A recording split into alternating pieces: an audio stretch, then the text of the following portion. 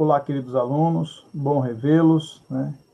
E eu vou estar aqui dando uma aula, né, sobre os assuntos referentes à história do segundo ano.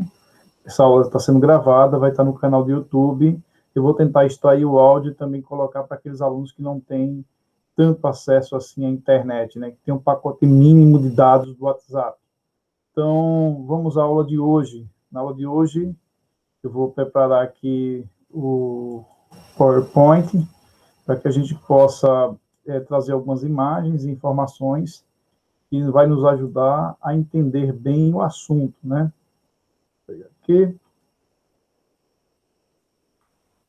Pronto. História segundo ano.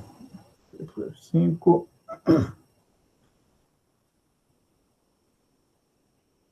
Ótimo. Beleza. Tá aí, História segundo ano, professor Vanderlei Menezes. Essa aula é uma aula do Colégio Estadual Professor Arthur Fortes, em Carira.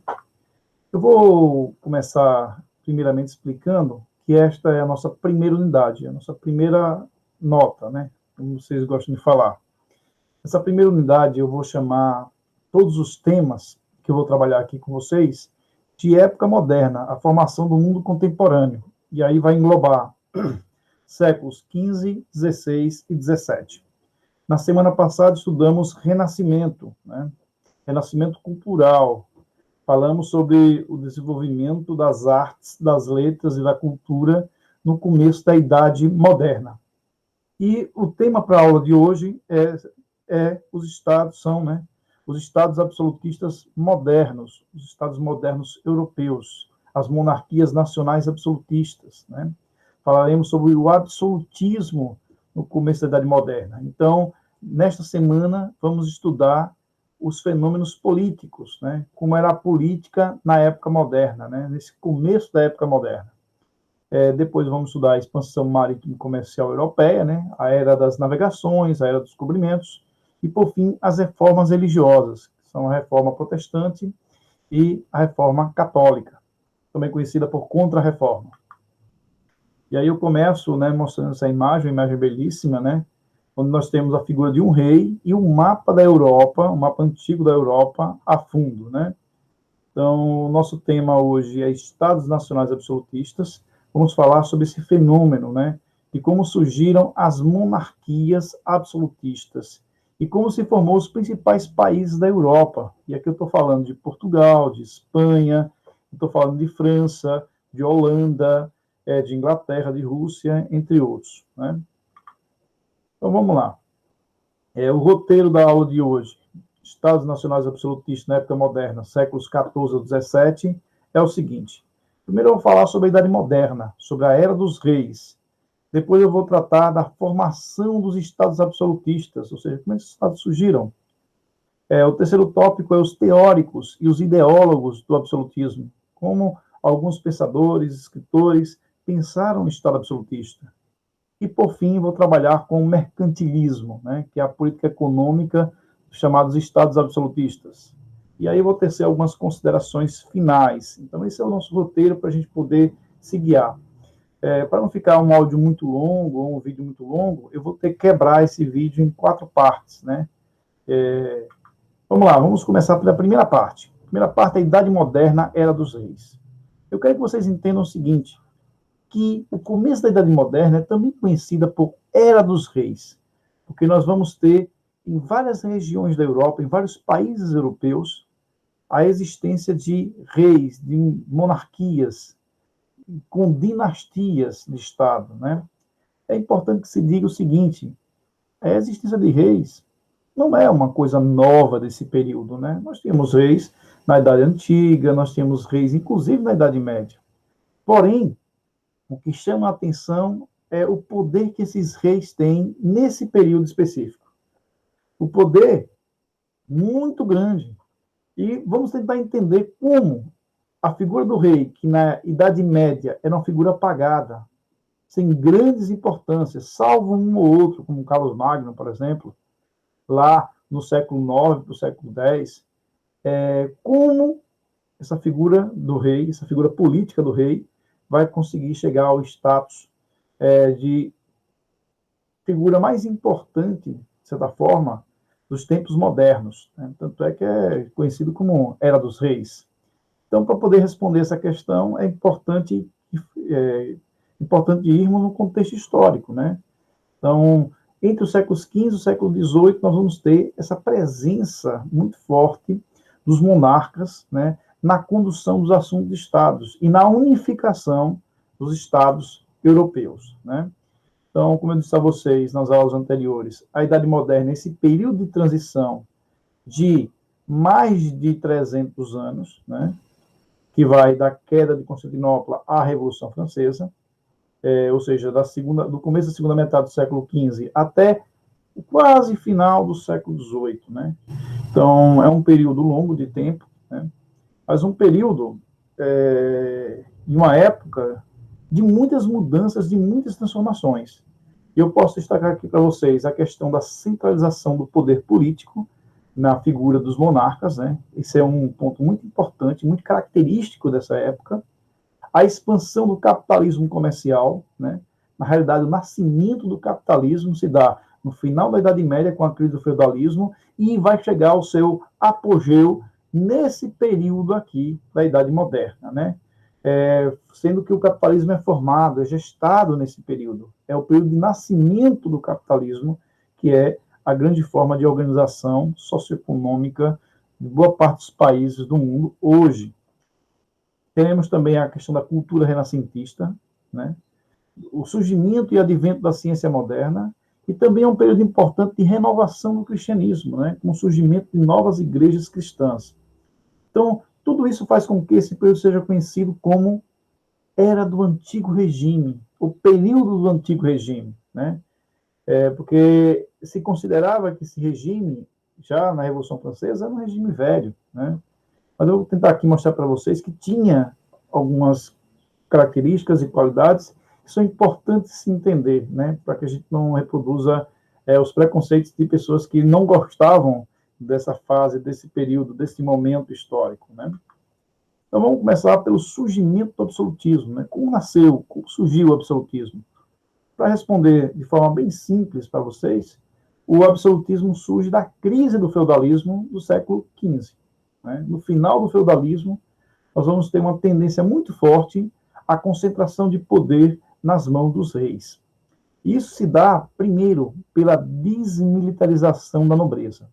Só lembrando para vocês, os nobres na Idade Média, eles tinham exércitos particulares para poder defender os seus feudos, suas grandes propriedades, né?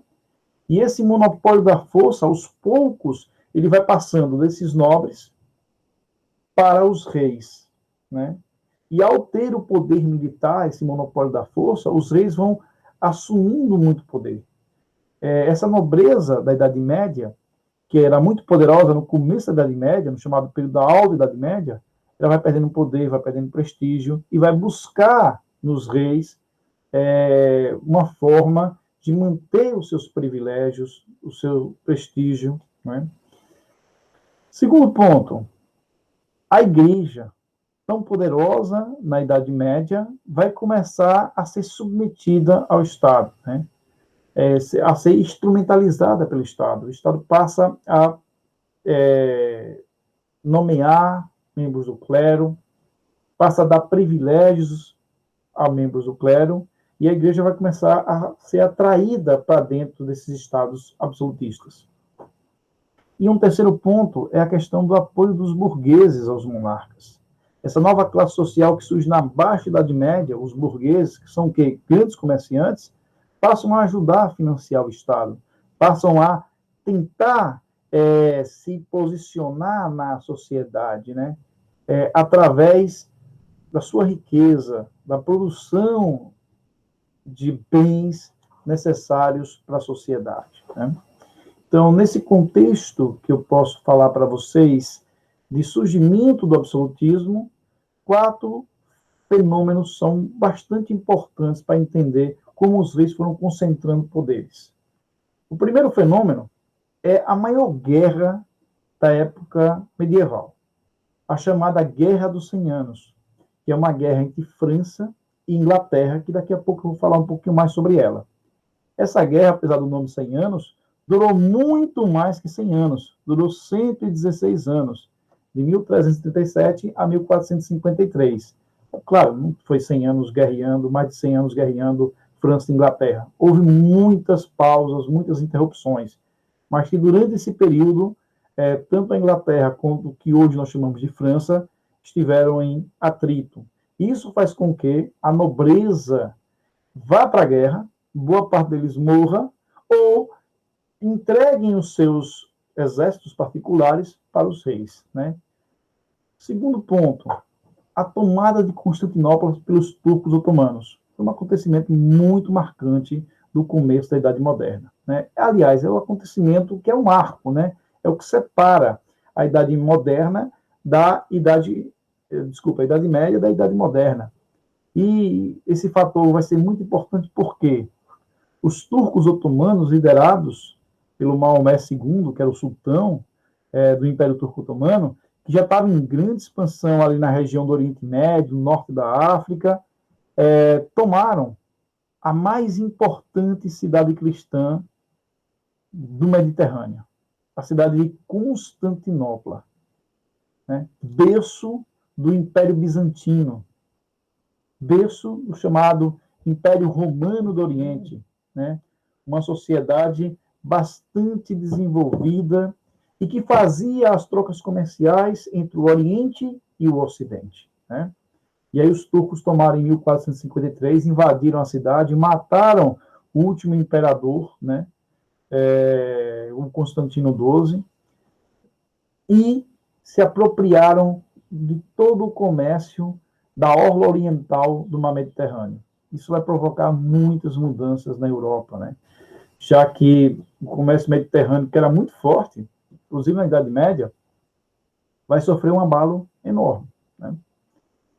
Outro fator é a peste negra, né? Uma pandemia que vai assolar a Europa entre os anos de 1347 e 1352. Né? E durante esses anos, uma epidemia violenta, né?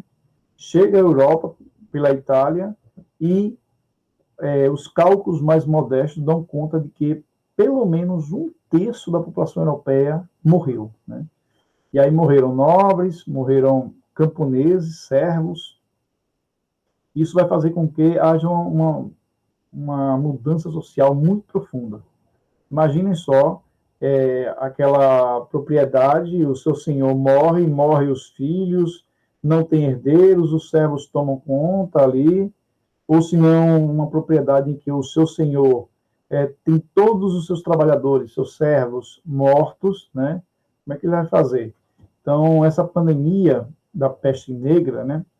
Na realidade, hoje nós entendemos que é a peste bubônica, né?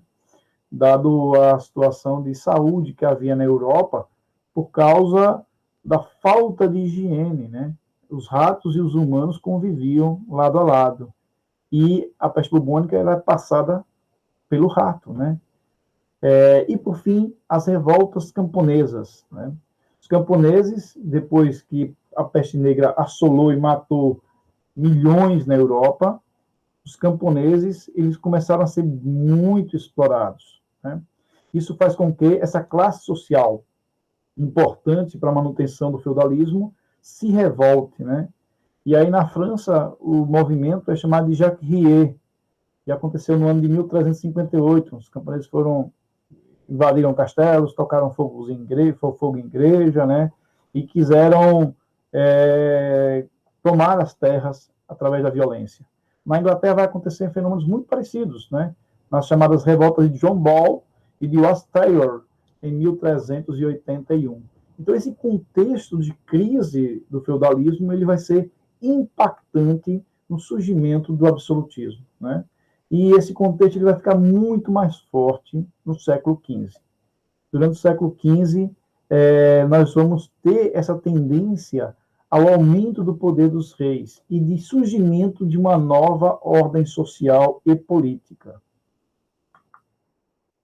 Só que, para vocês entenderem bem o assunto, eu vou mostrar esse esquema explicativo, né? Então, eu vou começar pelo rei, né? Já que nós estamos falando que o rei ele é muito importante, o rei ele vai conseguir, os reis, os monarcas, né? Vai conseguir articular bem, tá aqui? Deixa. Os reis eles vão conseguir articular muito bem e concentrar poder. Por quê? Porque os reis vão pegar os clérigos, os religiosos e os nobres, que eram as elites na chamada Idade Média, e vai dar privilégios e isenções. Para o clero, ele vai buscar que os padres religiosos legitimem o seu poder. Né? Já os nobres, ele vai entregar cargos da administração e do governo. Né? Porém, a classe social que vai ajudar bastante os reis nesse processo será a burguesia. A burguesia que vai financiar, vai entrar com dinheiro para poder manter o Estado e manter a corte real. É interessante que os reis vão trazer religiosos e a nobreza para morar consigo, através da chamada sociedade de corte, né? Então, esse rei vai dar, em contrapartida à burguesia, por receber impostos, padronizações como moedas, leis, pesos, medidas e uma língua nacional. E nessa época aí vai surgir a ideia de que todo país tem que ter um idioma próprio, né? E tem que ter regras e leis próprias para serem administradas dentro do território nacional. E nesse processo é importante entender, né, que uma série de políticas vão ser implantadas por esses reis, baseando-se na ideia da balança comercial favorável, do protecionismo, do metalismo, da intervenção estatal, que nós vamos chamar de mercantilismo. Daqui a pouco a gente vai explicar bem para vocês o que é isso, né? Que na realidade é a grande política econômica desse período. E esse mercantilismo vai gerar um capitalismo comercial, né? Então, durante a Idade Moderna, a grande riqueza não é igual à Idade Média, que é a agricultura, é o comércio, né? Esse comércio aí, de trocas de produtos, né, vai gerar o chamado capitalismo comercial, que vai gerar muita riqueza, e a burguesia vai ficar poderosa economicamente, mas não tem ainda prestígio político e social, né? Já que o critério de nascimento ele é muito forte nesse período, né? Então, o rei, ao receber esse volume de bens e riqueza, vai investir na contratação de mercenários, na formação de exército, e vai aumentar o seu monopólio de força, ele vai ter mais poder. Isso vai ser fundamental para o surgimento dos chamados estados modernos absolutistas, né? Vou parar aqui para fazer meu teste. Vou parar a exibição. Pronto. Então, esse primeiro tópico a gente já deu conta, né?